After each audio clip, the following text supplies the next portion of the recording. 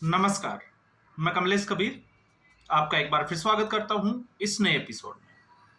आज के इस एपिसोड में हम बात करेंगे गृह मंत्री अमित शाह। आज संसद में या कहें कि लोकसभा में 3 विधेयक जो है वो पेश करने वाले हैं और उन 3 विधेयकों में से एक ऐसा विधेयक जिसकी चर्चा इस वक्त आपको राजनीतिक गलियारों में सुनाई दे रही है और वो विधेयक है कि कोई भी किसी भी संवैधानिक पद पर बैठा व्यक्ति, चाहे वो प्रधानमंत्री हो, मुख्यमंत्री हो या मंत्री हो, अगर वो 30 दिन तक लगातार जेल में रहता है तो 31वें दिन स्वतः ही उसकी कुर्सी जो है वो छिन जाएगी। और अगर उसको सजा जो है वो 5 साल से अधिक हो जाती है तो फिर उसका राजनीतिक कैरियर जो है वो संकट में आ जाएगा। इस तरीके का प्रावधान केंद्र सरकार ला रही है। तो नरेंद्र मोदी का 2014 से अगर आप देखोगे, जिस तरीके से उन्होंने कहा था कि भ्रष्टाचार पर जीरो टॉलरेंस, तो यह उसी नीति के तहत जो है वो हम कह सकते हैं अगला कदम होगा। और यह कदम क्यों जरूरी है? क्योंकि सवाल जो है वो फिर नैतिकता का आता है। और जब नैतिकता की बात होती है तो संविधान के जो निर्माता थे, जिन्होंने लगभग जो है वो 2 साल से भी ऊपर का समय, 2 साल 11 महीने और 18 दिन, लगभग 3 साल का समय संविधान को बनाने में दिया, उन्होंने उस वक्त ये नहीं सोचा होगा कि आने वाले समय में राजनेता जो है वो इस तरीके से रंग बदलेंगे। क्योंकि जब हम भारतीय संस्कृति को देखते हैं, भारतीय संस्कृति को समझते हैं, पढ़ते हैं, तो एक बात समझ में आती है कि लोक लाज का डर जो है वो सब में होता है। सबको जो है वो अपनी इज्जत से डर लगता है और शायद इसी लोकलाज के डर से लोग जो है वो, अगर ऐसी परिस्थितियां बनेगी तो वो स्वतः ही जो है वो इस्तीफा दे देंगे। शायद ये उस वक्त भीमराव अंबेडकर के साथ उस ड्राफ्टिंग कमेटी के जितने भी जो मेंबर होंगे, उन लोगों की सोच यही रही होगी। इसलिए संविधान में इस तरीके का कोई प्रावधान नहीं किया गया कि ऐसे लोगों को किस तरीके से कुर्सी से हटाया जाएगा, क्योंकि चुनने का अधिकार जनता का है। लेकिन अब यहां पर एक सवाल जरूर खड़ा होता है और वो सवाल यह है कि चुनाव लड़ने के लिए क्या इस तरीके का कोई प्रावधान आएगा? क्योंकि जब मैं ये कहता हूं तो यही संविधान जो है वो हमें स्वीकृति देता है कि आप जेल से भी चुनाव लड़ सकते हो। और ऐसा अभी आपने देखा इसी लोकसभा चुनाव में 2024 के अमृतपाल का केस आपने देखा होगा, जो पंजाब से आते, उन्होंने जेल से जो है वो अपना नामांकन दाखिल किया और उसके बाद जो है वो सीट जीत ली। तो क्या ऐसे लोगों को रोकने के लिए भी कोई विधेयक आएगा? इस पे अभी जो है वो किसी भी तरीके से हम ये नहीं कह सकते कि ये विधेयक उसी से जुड़ा हुआ है, क्योंकि इस पे संशय बना हुआ है।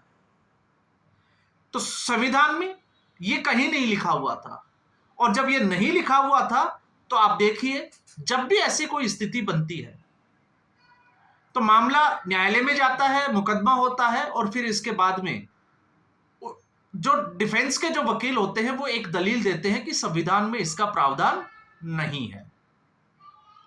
तो लोकलाज के डर से आज अगर हम देखें तो एक मानसिकता बन गई कि अगर आपको इस ऐसे किसी पद पर जाना है तो फिर आपका क्रिमिनल रिकॉर्ड क्या कहता है। आपने एक राजपाल यादव की मूवी देखी होगी, जिसमें उसको समझ में आता है कि जब तक वो क्रिमिनल नहीं बनेगा, उसके ऊपर 4-5 ऐसे केस नहीं होंगे, तब तक वो बड़ा नेता नहीं बन सकता। और फिर वो क्राइम की दुनिया में जो है वो एंटर कर जाता है, और जब पुलिस उसको पकड़ती है तो उसके बाद में खुलासा होता है कि उसने ऐसा क्यों किया। तो ऐसी स्थिति में तो अगर ये है तो फिर हम ये कह सकते हैं कि ऐसे विधेयक की जरूरत क्यों पड़ी। तो ऐसे विधेयक की जरूरत इसलिए पड़ी क्योंकि इसका जीता जागता उदाहरण एक राजनीतिक प्राणी अरविंद केजरीवाल और दूसरा सेंथिल बालाजी। सेंथिल बालाजी जो डीएमके के मंत्री है और वो जेल जा चुके हैं, और उसके बाद में कोर्ट को यह कहना पड़ा, टिप्पणी करनी पड़ी कि इनको मंत्री पद से अभी तक बर्खास्त क्यों नहीं किया गया। लेकिन दूसरे राजनीतिक प्राणी अरविंद केजरीवाल, उन्होंने तो जो है वो दावा ठोक कर यह कहा था कि वो सरकार जो है वो जेल से ही चलाएंगे।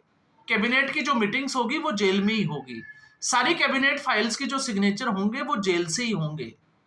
और आप देखिए कि कोर्ट जो है वो उनको मानता हुआ आगे बढ़ता चला गया।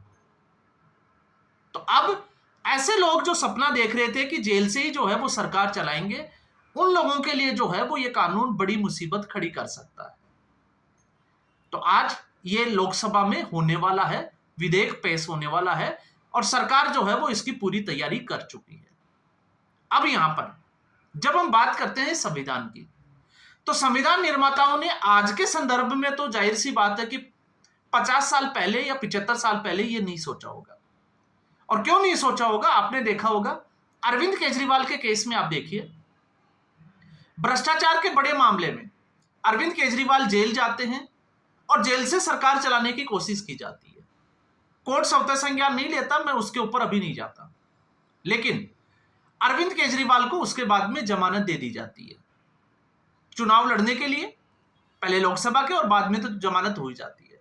और उसके बाद में एक प्रयास किया जाता है, और प्रयास यह किया जाता है कि संजीव अरोड़ा जो आम आदमी पार्टी के राज्यसभा के सांसद थे, उनको लोग लुधियाना पश्चिम सीट से उम्मीदवार घोषित किया जाता है उपचुनाव के लिए, और जनता को लॉलीपॉप दिया जाता है कि संजीव अरोड़ा अगर चुनाव जीतते हैं तो उनको दूसरे ही दिन, अगले ही दिन जो है वो मंत्री पद दे दिया जाएगा। अब ये संभावना जो है वो नजर आती है, क्योंकि अरविंद केजरीवाल के पास में, या हम कहें कि भगवंत मान सरकार के पास वो पर्याप्त आंकड़ा था कि वो ऐसा कर सकती है। तो जाहिर सी बात है कि संजीव अरोड़ा की जीत निश्चित थी, वो चुनाव जीत गए और मंत्री पद उनको मिल गया। अब सीट खाली हो गई, लेकिन उसके बाद में कयास ये था कि अब जो राज्यसभा की ये सीट है, इसकी भरपाई आम आदमी पार्टी किससे करेगी। तो जाहिर सी बात है सबके दिमाग में एक ही नाम चल रहा था, और वो था अरविंद केजरीवाल। और अरविंद केजरीवाल की मुलाकात आप देखिए जगदीप धनखड़ से हुई भी थी इस्तीफा होने से पहले। ऐसे में कयास लगाए जा रहे थे कि शायद मुलाकात का कारण यही रहा होगा, लेकिन यही संविधान जो है वो इम्यूनिटी भी देता है गिरफ्तारी से बचने की। और गिरफ्तारी से बचने की अगर आप इम्यूनिटी को समझना है तो आप संविधान के अनुच्छेद 105 और 106 की एक बार आप स्टडी करके देखें। संविधान का 105 अनुच्छेद यह कहता है कि कोई भी सांसद हो चाहे विधायक हो, अगर वो संसद में चुनकर आ गया और उसके खिलाफ जो है वो इस तरीके का कोई मुकदमा चलता है, तो फिर जो संसद हो चाहे विधानसभा हो, उसके 70 से 30 दिन पहले और उसके 70 से 30 दिन बाद, तो हमने पहले एक वीडियो में बात भी की थी कि अगर 15 से 20 दिन तक भी कोई 70 चलता है तो 30 दिन पहले और 30 दिन बाद, तो लगभग 2.5 से 3 महीने की एक इम्यूनिटी बूस्टर जो है वो मिल जाता है, जिसमें आप जेल में नहीं रख सकते, आप गिरफ्तार नहीं हो सकते। और ऐसे लगभग 3 सेशन जो है, आप बजट सत्र की बात कर सकते हैं, फिर मानसून और फिर शीतकालीन सत्र। तो ऐसे 12 महीने में से 9 महीने जो है वो हमारा संविधान इम्यूनिटी दे देता था कि आप जो है वो आजाद घूम सकते हैं। अब इसमें क्या प्रावधान लाया जाएगा ये हम नहीं कह सकते, क्योंकि अभी इसमें जो है वो क्लियर नहीं है।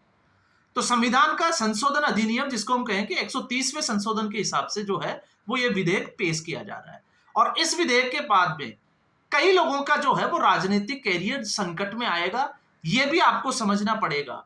अब इसके तार जो है वो आप दूसरी जगह पे से भी जोड़कर देख सकते हैं। ऐसा नहीं है कि ऐसा प्रयास जो है वो भारतीय जनता पार्टी ने किया है, कांग्रेस पार्टी ने भी करने की कोशिश की थी, जिसमें आपको पता होगा 2 साल से अधिक की सजा का प्रावधान।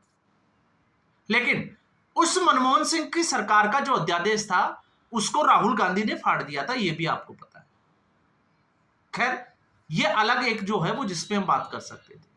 तो अब सवाल यह होता है कि जो लोग भारतीय जनता पार्टी पर और प्रधानमंत्री नरेंद्र मोदी के उन नीतियों के ऊपर सवाल खड़े करते थे और ये कहते थे कि Bharatiya Janata party washing machine है, क्योंकि दूसरी पार्टी का कोई भी राजनेता जिसके तार जो है वो ऐसे गंभीर अपराधों से जुड़े हुए हो, वो अगर भारतीय जनता पार्टी में आ जाता है तो फिर उसको वॉशिंग मशीन से सफाई हो जाती है, उसके ऊपर कोई आरोप नहीं रह जाते।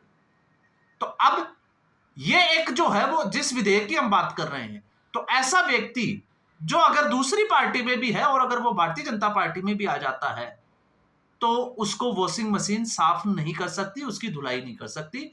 30 दिन वो जेल में रहेगा तो उसकी कुर्सी चली जाएगी।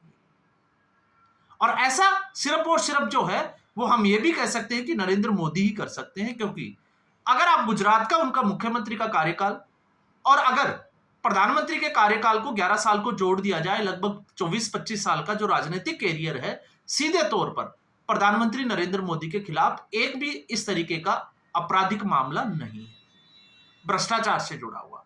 दूसरी तरफ ऐसे जो है वो संविधान में प्रावधान नहीं होने की वजह से कुछ राजनेता जो है वो फायदा उठाते हैं। जैसे 950 करोड़ के चारा घोटाले में सजा याफ्ता आज एक व्यक्ति लालू प्रसाद यादव जो है वो ठुमके लगाता हुआ नजर आता है, टेनिस खेलता हुआ नजर आता है, तो फिर सवाल खड़े हो जाते हैं संवैधानिक प्रक्रिया के ऊपर और इस देश की न्यायपालिका के ऊपर। और आज वह व्यक्ति सासाराम में बैठकर यह कहता है कि चोरों को हटाइए, बीजेपी को हटाइए। तो मैंने इस पर वीडियो भी बनाया था कि चोरों का अलीबाबा जब ये कहे कि बीजेपी को हटाइए या चोरों को हटाइए, तो फिर ये सिर्फ और सिर्फ जो है वो एक समझ सकते हो कि राजनीतिक दाव है। लेकिन जनता इसको किस तरीके से लेती है, उसमें जो है वो हम ये कह सकते हैं कि जनता के मन में वो जो जिसको हम कहें कि ऐसे मुद्दे जो है वो उतरते हैं या नहीं उतरते।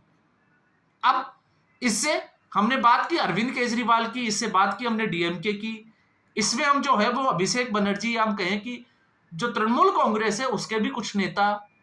अब आते हैं हम राहुल गांधी।